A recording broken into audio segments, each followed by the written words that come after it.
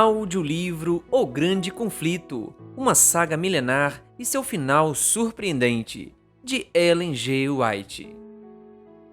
Capítulo 27 O Reavivamento. Onde quer que a palavra de Deus tenha sido pregada com fidelidade, os resultados que se seguiram demonstraram que o reavivamento provinha do Senhor.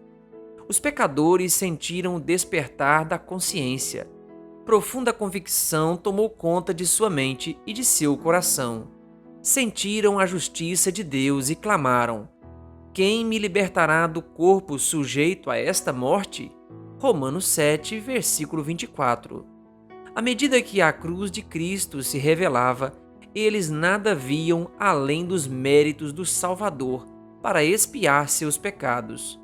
Por meio do sangue de Jesus, tiveram a remissão dos pecados passados.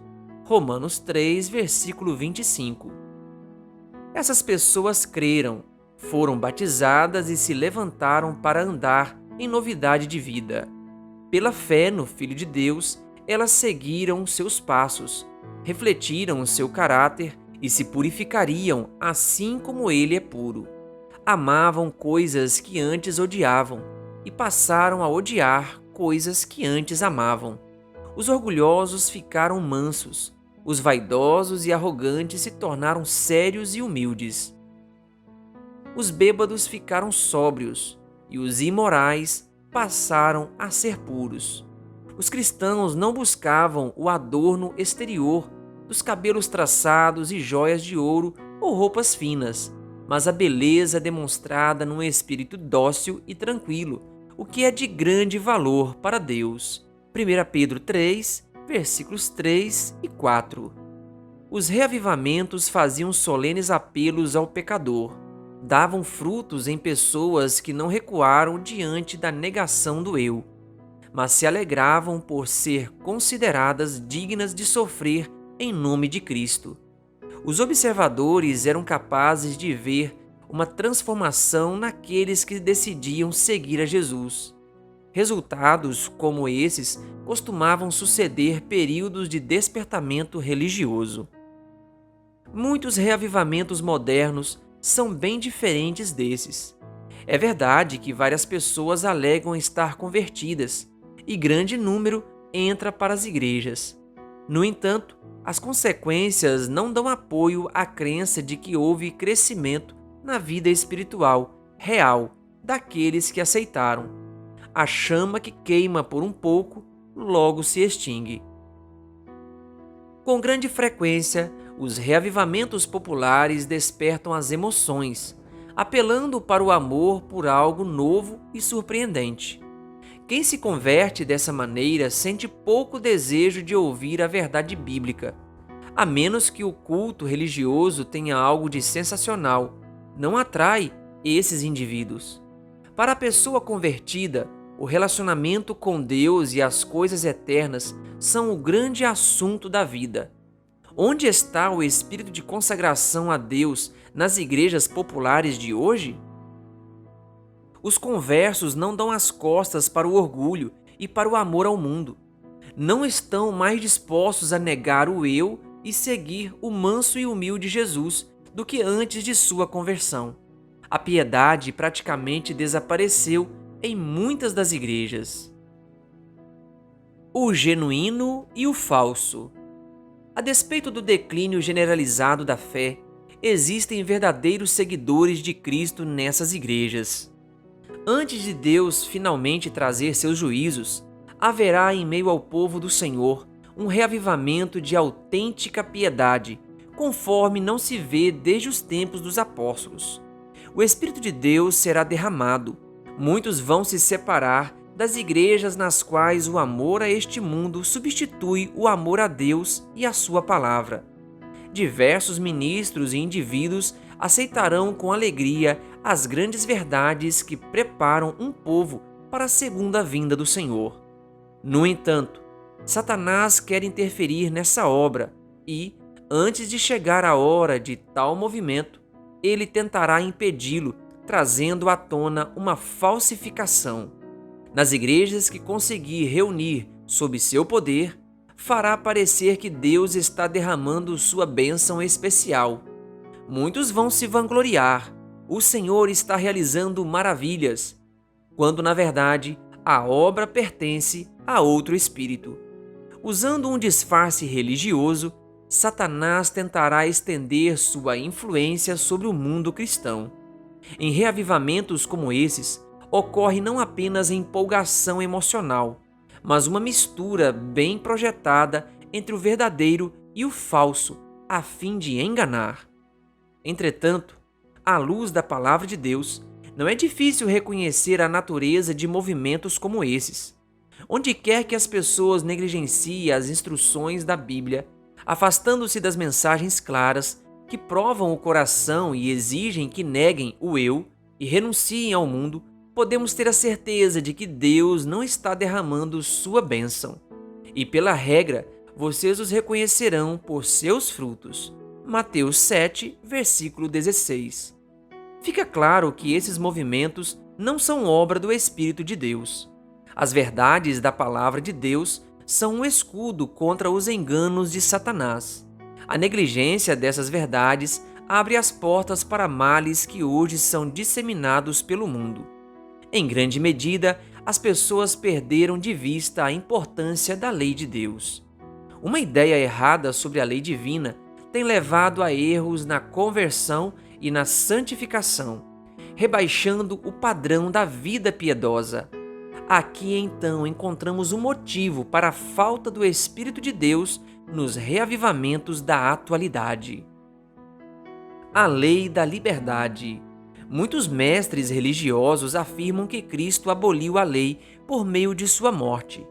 Alguns dizem que ela era um jugo pesado, e em contraste com o cativeiro da lei, apresentam a liberdade que o Evangelho supostamente nos faz desfrutar. Não era assim que os profetas e apóstolos viam a santa lei de Deus. Davi disse: "Andarei em verdadeira liberdade, pois tenho buscado os teus preceitos." Salmo 119, versículo 45. O apóstolo Tiago se refere aos 10 mandamentos como a lei perfeita, lei da liberdade. Tiago 1, versículo 25. João, o revelador, pronuncia uma bênção sobre aqueles que guardam os seus mandamentos, para que tenham direito à árvore da vida e possam entrar na cidade pelas portas. Apocalipse 22, versículo 14. Se fosse possível mudar a lei ou colocá-la de lado, não haveria necessidade de Cristo morrer para nos salvar da pena do pecado. O Filho de Deus veio tornar grande e gloriosa a sua lei. Isaías 42, versículo 21. Ele disse: "Não pensem que vim abolir a lei. Enquanto existirem céus e terra, de forma alguma desaparecerá da lei a menor letra ou o menor traço, até que tudo se cumpra." Mateus 5, versículos 17 e 18. Falando acerca de si mesmo, Jesus declarou: "Tenho grande alegria em fazer a tua vontade, ó meu Deus. A tua lei está no fundo do meu coração." Salmos 40, versículo 8. A lei de Deus é imutável, é a revelação do caráter de seu autor. Deus é amor e sua lei é amor. O amor é o cumprimento da lei. Romanos 13, versículo 10. O salmista disse: "A tua lei é a verdade. Todos os teus mandamentos são justos." Salmos 119, versículos 142 e 172. Paulo declarou: "A lei é santa e o mandamento é santo, justo e bom." Romanos 7, versículo 12. Uma lei como essa deve ser tão duradoura quanto aquele que a instituiu. A obra de conversão e santificação consiste em restaurar as pessoas a Deus, levando-as a obedecer aos princípios de sua lei. No princípio, as leis humanas estavam em perfeita harmonia com a lei de Deus, mas o pecado alienou as pessoas de seu Criador. O coração entrou em guerra com a lei divina. A mentalidade da carne é inimiga de Deus, porque não se submete à lei de Deus, nem pode fazê-lo. Romanos 8, versículo 7. Contudo, Deus tanto amou o mundo que deu o seu Filho unigênito para que os pecadores pudessem se reconciliar com Ele e ser levados mais uma vez à condição de harmonia com seu Criador. Essa mudança é um novo nascimento, sem o qual o pecador não pode ver o reino de Deus. João 3, versículos 16 e 3. Novo nascimento. O primeiro passo para se acertar com Deus é a convicção do pecado. O pecado é a transgressão da lei. 1 João 3, versículo 4. É mediante a lei que nos tornamos plenamente conscientes do pecado. Romanos 3, versículo 20. A fim de enxergar a própria culpa, os pecadores precisam testar seu caráter pela lei de Deus. Um espelho que mostra como é um caráter perfeito e permite que reconheçam os defeitos existentes no seu. A lei nos mostra o pecado, mas não provê remédio. Declara que a morte é a recompensa do transgressor. Somente o Evangelho de Cristo é capaz de nos libertar da condenação ou profanação do pecado. Precisamos demonstrar arrependimento a Deus, cuja lei transgredimos, e fé em Cristo, nosso sacrifício expiatório. Dessa maneira, recebemos perdão pelos pecados anteriormente cometidos. Versículo 25. E nos tornamos filhos de Deus. Ficamos, portanto, livres para desobedecer à lei de Deus? Paulo diz: anulamos então a lei pela fé? De maneira nenhuma. Ao contrário, confirmamos a lei. Versículo 31. Nós, os que morremos para o pecado, como podemos continuar vivendo nele? Romanos 6, versículo 2. João declara: nisto consiste o amor a Deus, em obedecer aos seus mandamentos. E os seus mandamentos não são pesados. 1 João 5, versículo 3. No novo nascimento, o coração entra em harmonia com Deus e sua lei. Quando essa mudança acontece, o pecador passa da morte para a vida, da transgressão da lei e rebelião para a obediência e lealdade. A velha vida termina. Começa a nova vida de perdão, fé e amor. Então, as justas exigências da lei serão plenamente satisfeitas em nós, que não vivemos segundo a carne, mas segundo o Espírito. Romanos 8, versículo 4.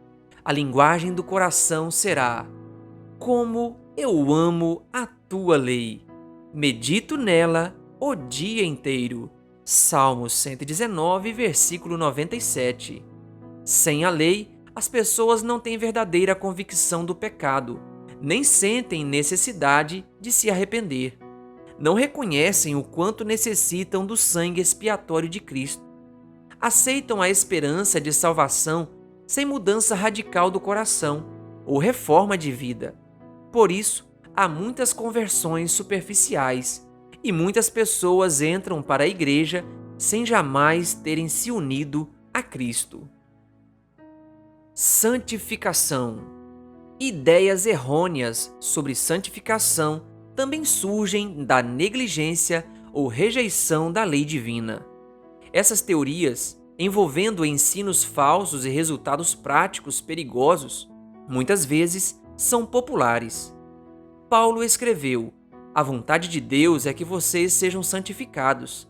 1 Tessalonicenses 4, versículo 3. A Bíblia ensina claramente o que é santificação e como podemos alcançá-la. O Salvador orou por seus discípulos: santifica-os na verdade, a tua palavra é a verdade. João 17, versículo 17. E Paulo ensinou que os fiéis deveriam ser santificados pelo Espírito Santo. Romanos 15, versículo 16. Qual é a obra do Espírito Santo? Jesus disse aos discípulos: quando o Espírito da verdade vier, ele os guiará a toda a verdade. João 16, versículo 13. E o salmista declara: a tua lei é a verdade. Salmo 119, versículo 142. Uma vez que o mandamento de Deus é santo, justo e bom, o caráter formado pela obediência a essa lei será santo. Cristo é o exemplo perfeito de um caráter assim. Ele declarou: "Tenho obedecido aos mandamentos de meu Pai. Sempre faço o que lhe agrada." João 15, versículos 10. Capítulo 8, versículo 29. Os seguidores de Cristo devem se tornar semelhantes a Ele. Pela graça de Deus, formar um caráter em harmonia com os princípios de sua santa lei. Essa é a santificação bíblica. Somente pela fé. Só temos condições de realizar essa obra pela fé em Cristo, pelo poder do Espírito de Deus que vive dentro de nós. Os cristãos sentem o pecado tentá-los, mas estão em constante batalha contra ele. Necessitam do auxílio de Cristo para fazer isso. A fraqueza humana se une à força divina, e a fé exclama: "Graças a Deus que nos dá a vitória por meio de nosso Senhor Jesus Cristo." 1 Coríntios 15, versículo 57. A obra de santificação é progressiva. Quando o pecador encontrar paz com Deus na conversão, a vida cristã acabou de começar. Ele então deve prosseguir até a perfeição. Hebreus 6, versículo 1. Crescer até que todos cheguemos à medida da estatura completa de Cristo. Efésios 4, versículo 13. Prossigo para o alvo, a fim de ganhar o prêmio do chamado celestial de Deus em Cristo Jesus. Filipenses 3, versículo 14. Aqueles que vivenciam a santificação bíblica são humildes, reconhecem o quanto são indignos em contraste com a pureza e a perfeição de Deus. O profeta Daniel foi um exemplo de verdadeira santificação. Em vez de alegar ser puro e santo, esse honrado homem de Deus se identificou com a situação realmente pecadora de Israel, enquanto suplicava diante do Senhor por seu povo. Daniel 9, versículo 15, versículo 18 e versículo 20. Aqueles que andam à sombra da cruz do Calvário não se exaltarão, nem farão declarações arrogantes de que estão livres do pecado. Sentem que foi o seu pecado que causou a agonia que quebrantou o coração do Filho de Deus, e esse pensamento os leva à humildade profunda. Aqueles que vivem mais perto de Jesus compreendem com maior clareza o quanto a humanidade é frágil e pecadora, e que sua única esperança está nos méritos de um Salvador crucificado e ressurreto. A santificação, que agora ganha notoriedade no mundo religioso, tem um espírito de exaltação pessoal e desconsideração pela lei de Deus, que a identifica como alheia à Bíblia. Aqueles que a ensinam alegam que a santificação acontece instantaneamente e, dessa maneira, por meio da fé somente, eles atingem santidade perfeita. Apenas creia, dizem eles, e a bênção será sua. Nenhum esforço adicional é exigido do recebedor. Ao mesmo tempo, negam a autoridade da lei de Deus, alegando que estão liberados de qualquer obrigação de guardar os mandamentos. É possível ser santo sem entrar em harmonia com os princípios que exprimem a natureza e a vontade do Senhor? A palavra de Deus testifica contra essa armadilha doutrinária de uma fé sem obras. Não é a fé que reivindica o favor de Deus sem cumprir as condições por meio das quais ele concede misericórdia. É presunção. Tiago 2, versículos 14 a 24. Que ninguém se engane, achando que pode se tornar santo enquanto viola deliberadamente um dos requisitos de Deus. O pecado conhecido silencia a voz de testemunho do Espírito e separa o coração de Deus. Embora João reflita tanto sobre o amor, ele não hesita em revelar o verdadeiro caráter daqueles que afirmam estar santificados enquanto vivem em transgressão da lei de Deus. Aquele que diz, eu o conheço, mas não obedece aos seus mandamentos, é mentiroso, e a verdade não está nele. Mas, se alguém obedece à sua palavra, nele verdadeiramente o amor de Deus está aperfeiçoado.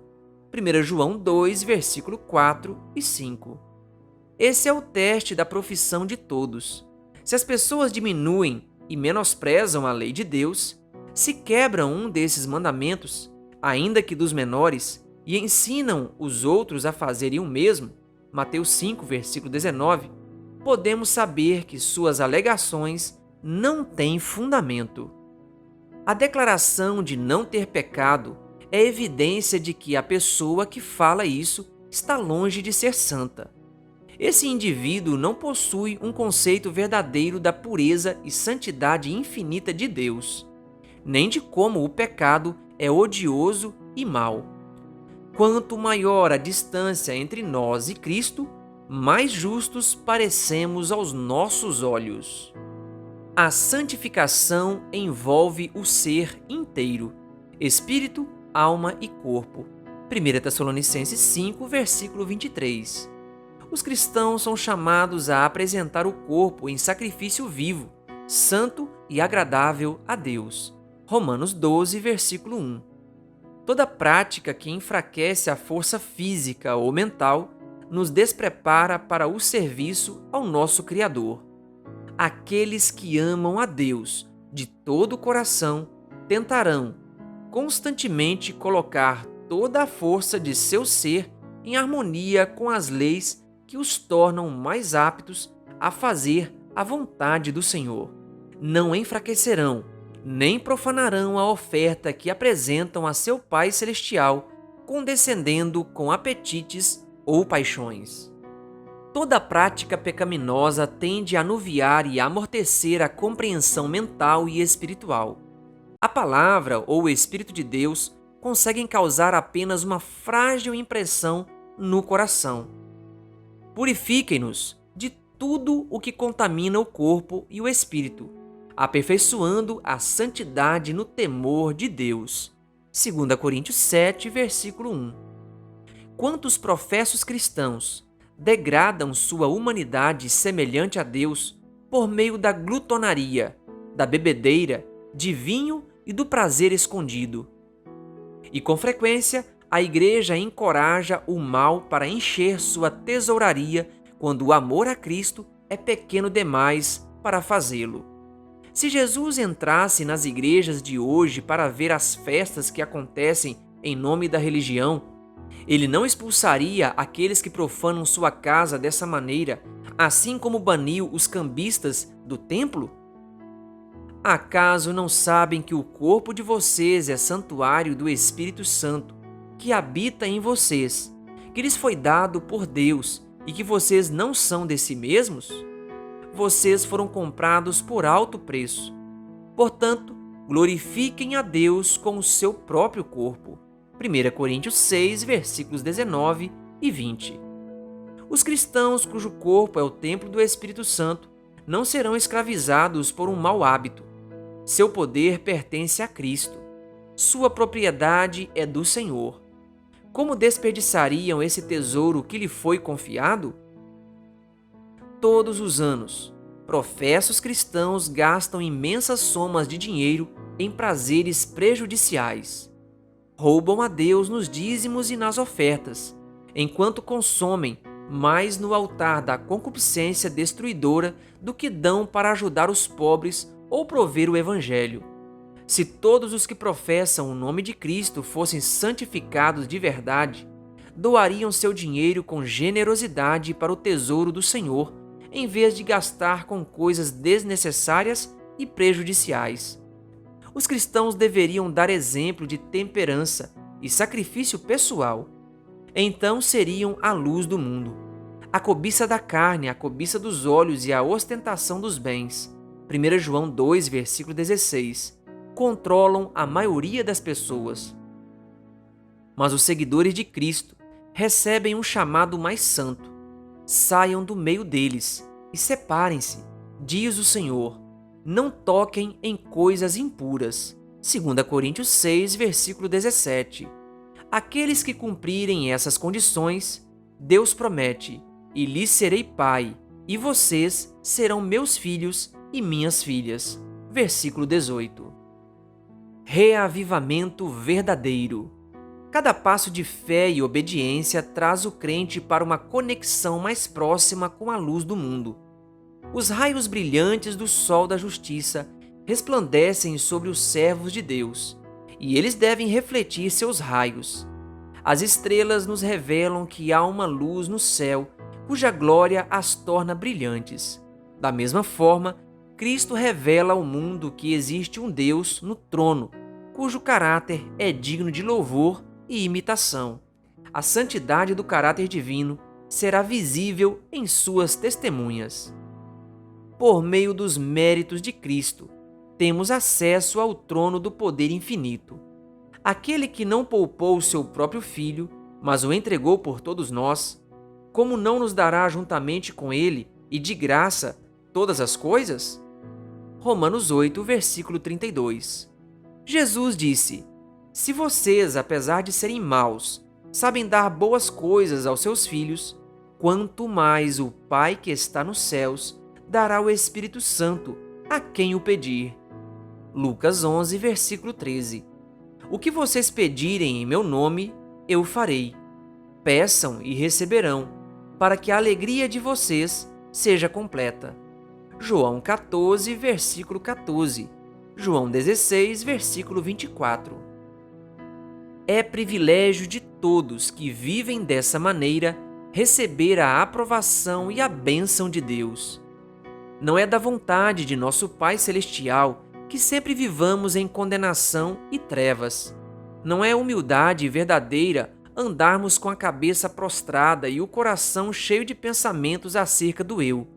Podemos ir a Jesus, ser purificados e assim comparecer, sem timidez nem remorso, diante da lei. Por meio de Cristo, os filhos caídos de Adão se tornam filhos de Deus. Jesus não se envergonha de chamá-los irmãos. Hebreus 2, versículo 11. A alegria do Senhor os fortalecerá. Neemias 8, versículo 10. Alegrem-se sempre.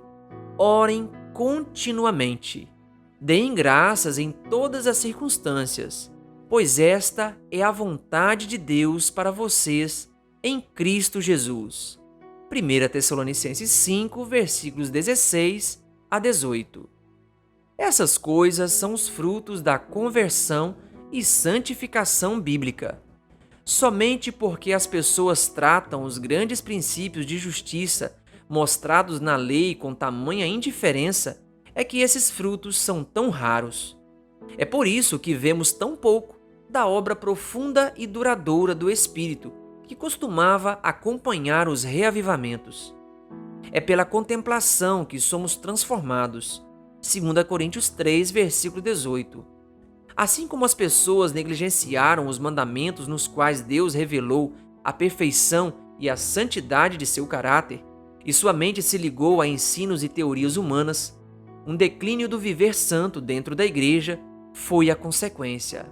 Somente quando a lei de Deus for restaurada à sua posição de direito, um reavivamento de fé e espiritualidade autênticas poderá acontecer no meio daqueles que dizem pertencer ao seu povo. Que Deus lhe abençoe. Se inscreva no canal O Bom da Bíblia no YouTube e ative o sininho das notificações.